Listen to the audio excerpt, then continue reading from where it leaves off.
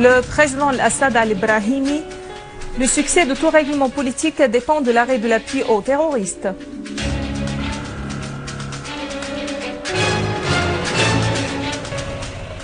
L'armée arabe syrienne élimine des dizaines de terroristes dans plusieurs gouvernorats.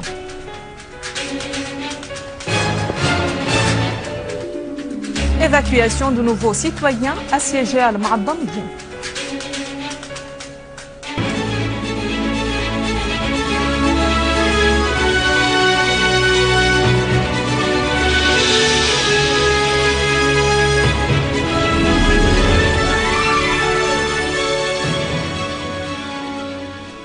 Mesdames et messieurs, bon après-midi.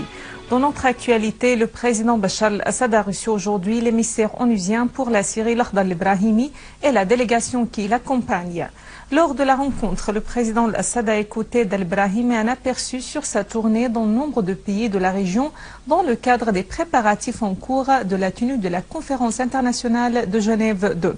Le président al-Assad a affirmé que le succès de n'importe quel règlement politique dépend de l'arrêt de l'appui en fonds et armes aux groupes terroristes par certains pays qui facilitent leur accès en Syrie, soulignant que cet arrêt représente la démarche la plus importante pour assurer le climat propice à l'amorce d'un dialogue et à la réalisation des objectifs escomptés. Le président Assad a assuré que c'est au peuple syrien seul de décider de son avenir, soulignant que tout règlement doit être accepté par les Syriens, loin de toute ingérence étrangère.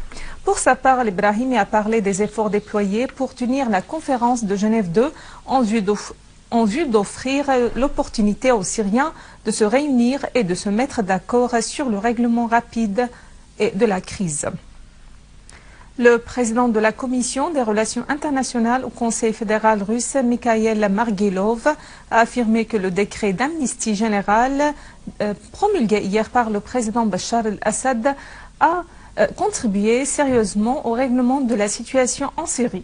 Dans une déclaration aux journalistes, Margelov a expliqué que l'amnistie générale et la garantie de la sécurité des opposants aux autorités syriennes constituaient des mesures procédurales du programme lancé au début de l'an en cours par le président Assad concernant le règlement pacifique de la crise en Syrie. Au sujet de la conférence de Genève 2, Margelov a affirmé que l'importance de cette conférence résidait dans l'obstination des groupes terroristes extrémistes à y participer.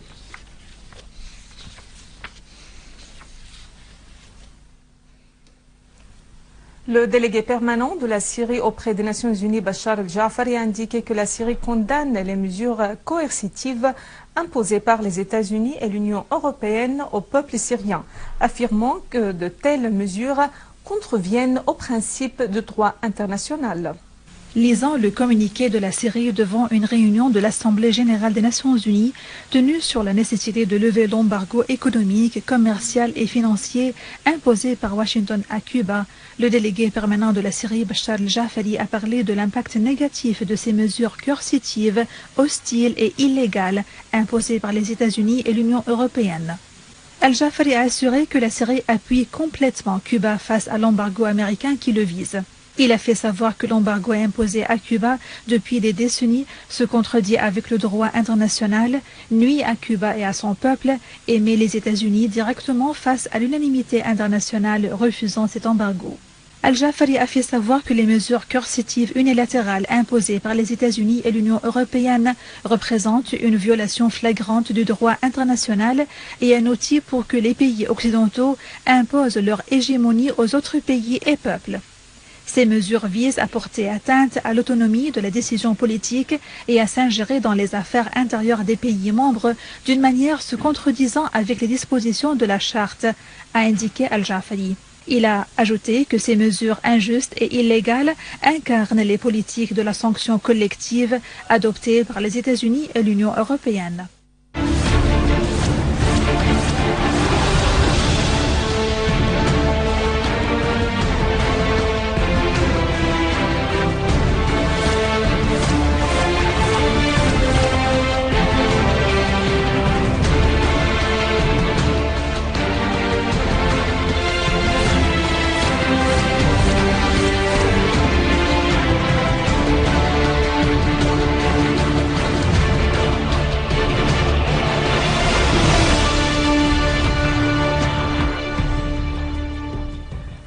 Dans la banlieue de Damas, une unité de l'armée arabe syrienne a liquidé un groupe terroriste qui tentait d'attaquer un point de contrôle de l'armée à Khan el-Sheikh. De même, l'armée arabe syrienne a procédé à la liquidation des rassemblements de terroristes à Der Atiyeh, Al-Nabek, Al-Nasiriyeh, Al-Sarkha et à Adr al-Balad et à la destruction de leurs armes et munitions.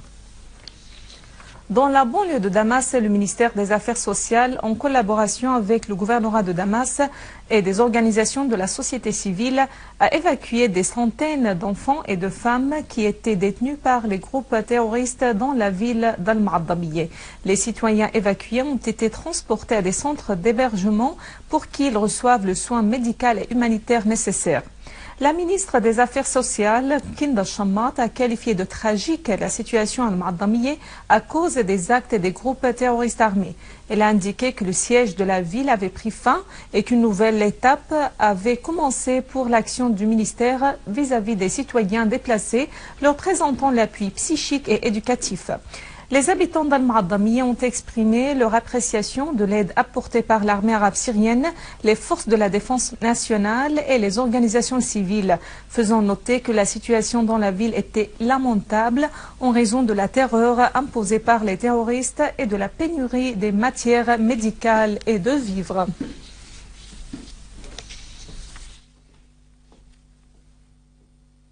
À Homs, 13 citoyens du village Challouh dans la banlieue de Talkalakh ont été massacrés par un groupe terroriste qui s'y était infiltré.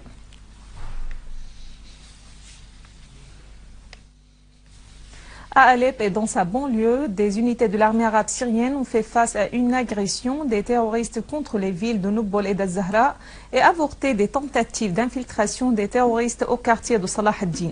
Des unités de l'armée ont également détruit des rassemblements de terroristes dans le rond-point d'Al-Layramoun, Al-Sfera et aux alentours de la prison centrale, ainsi que dans la vieille ville d'Alep et dans les logements des jeunes.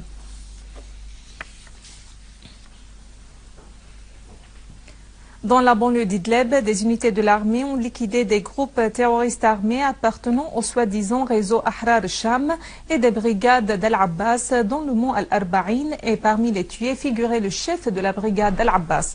De même, 10 terroristes ont été tués et d'autres blessés dans des accrochages avec une force de l'armée qui a également détruit leurs véhicules chargés d'armes et de munitions. Par ailleurs, un accrochage a éclaté entre deux groupes terroristes, faisant plusieurs tués et causant l'explosion de 4 camions-citernes volés et cachés à Ma'arat al-Nu'man près de Taftanaz.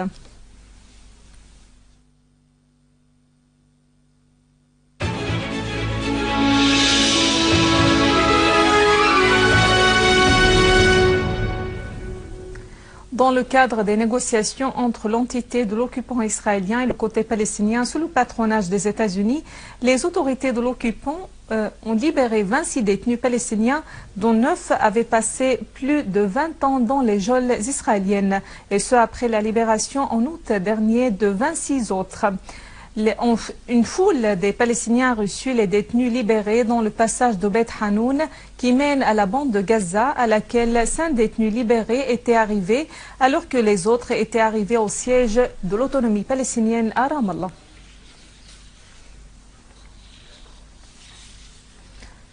Quelques heures après la libération des détenus, les autorités de l'occupant israélien ont annoncé un nouveau plan de colonisation pour la construction de 1500 logements à Al-Quds occupés. Les autorités israéliennes avaient approuvé en juin dernier un plan de construction de 69 logements au mont Dabournem.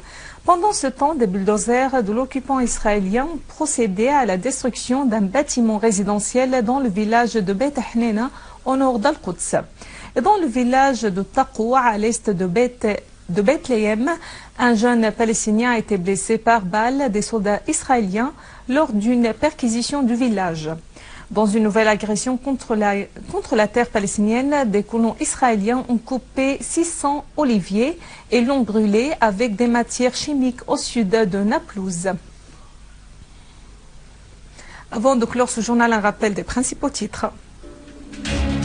Le président Assad al-Ibrahimi, le succès de tout règlement politique dépend de l'arrêt de l'appui aux terroristes.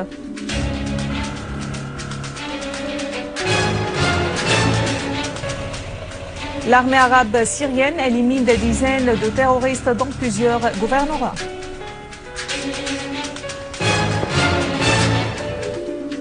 Évacuation de nouveaux citoyens assiégés à Al-Ma'adamiyya.